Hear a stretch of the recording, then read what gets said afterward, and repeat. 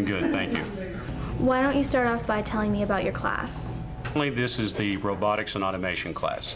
In it, we deal with mobile robotics, and that's kind of a distinction because robotics is broken into two categories these days. The mobile robots are just mobile robots that are moving around and doing things, and then robotic automation dealing with manufacturing, and those are more the construction arm type things that you see doing car assemblies and the like. Can you tell me about the presentations that your students did in here? What we do in this class, and it's part of what career and technology is at the core, and you can talk to the other career and technology teachers and they'll tell you the same thing. We're all about the professional and leadership development of all of our students. And like all of the career and tech classes, what we do at the very beginnings, we work on the professional development and leadership. In the presentations that Mr. Granger had seen, we had taken the time to do advanced total quality management training and advanced team development training, concentrating on the 5 keys to a good working teams. And then each team had to pick which one of those elements that they felt was the most important to them. And then I gave them an audience. You're going to go up and say, this is a lesson that is going to be given to either students or actually to teachers on how to develop teams.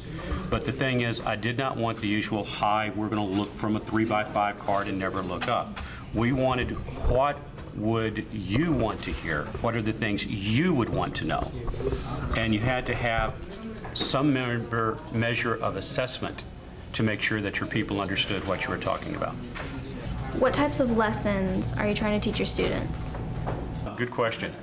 Basically, I try to pattern all of our classroom behaviors on what you would do as if you're in industry. Little known fact about career and technology classes, all career and technology classes are, just about all of our classes are college level classes. Either dual credit, articulation, or whatever else. Just about every single career and technology class is a college credit class. Therefore, I run it as a college credit level. I believe that we have to start looking at students as resources and partners in education and not, oh my God, how many problems do I have walking in through my door today?